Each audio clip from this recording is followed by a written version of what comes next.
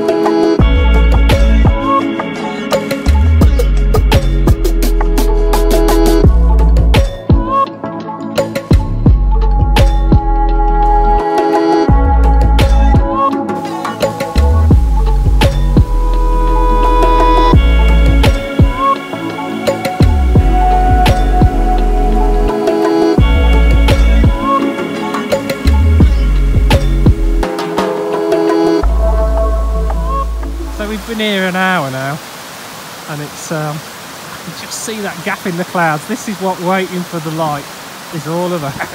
Standing around getting cold. But that light is just coming up there. Will it go? So it's now 10:10. We've been here nearly 2 hours, and that sun is just coming up over Mealavuli there, the ski centre in Glencoe. And as I pan on round, here's Benaculus. Look at that strip of light over there. And guess what? I don't want that strip of light over there. I want it over there. But I'm going to wait. I'm going to be patient. So we've been waiting now 2 hours and the light never came. It was on the mountains all around us, but it never got on the binocular at all. So instead we're going to go and chase the light. So let's go and find where that light is, shall we?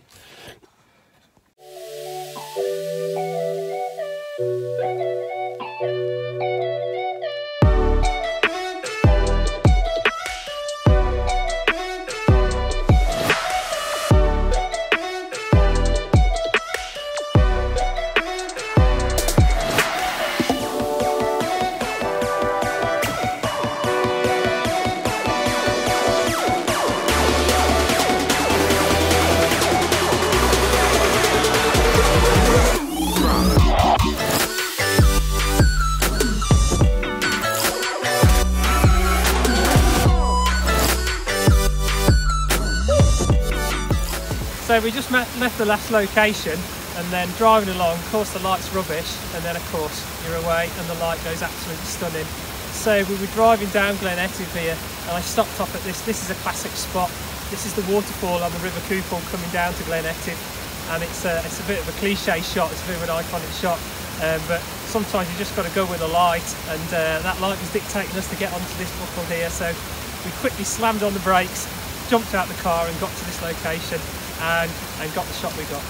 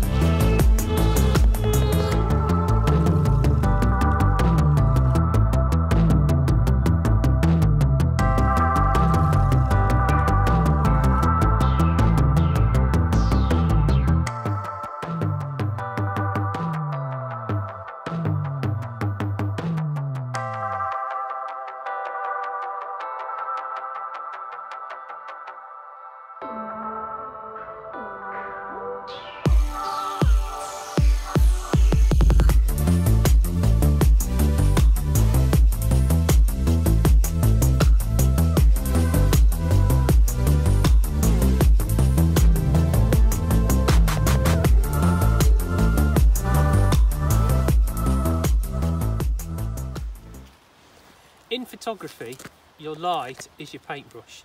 So it's really important to have a good idea of where the sun is and where you're going to be in relation to that. And there's quite a lot of apps that you can get for photography now, and the one I use is an app called Lightroom. So you can have a look at Lightroom. I'll show you some sort of details here. And the way Lightroom works is it uses Google Maps, and what you can do is you can put in your time where you are, it gets your GPS position, and then it can work out where the sun's going to rise and the sun's going to set, and also tell you how high the sun is going to be as well. And that's actually quite useful, particularly on a sunrise shoot, because there's no point going to a location thinking the sunrise is going to be in one place and then the sun rises somewhere else. And actually where we are, we're so far north in the Scottish Highlands that the difference in sunrise can be significant from sort of April, springtime to the winter time right now, and that can make a real big difference to where that sun is going to rise and set.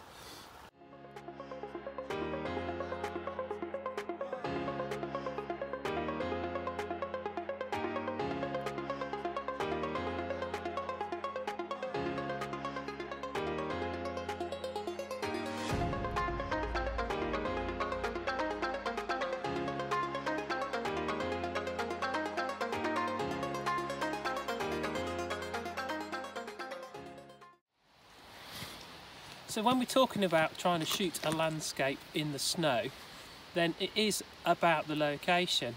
And one of the things is that in relation to where the sun is. So if you have a landscape where the sun is facing directly towards the landscape, then what happens is the sun fills in all the shadows. So if you've got a white blanket of snow over a mountain and it's directly facing that sun, all the shadows are going to get filled in and you're going to lose all your texture. So if you're in that situation, it might be worth just moving the location so the sun is at an oblique angle towards the landscape. What that does then is it creates shadows and creates texture to the landscape, and that's what you need when you've got a blanket of snow.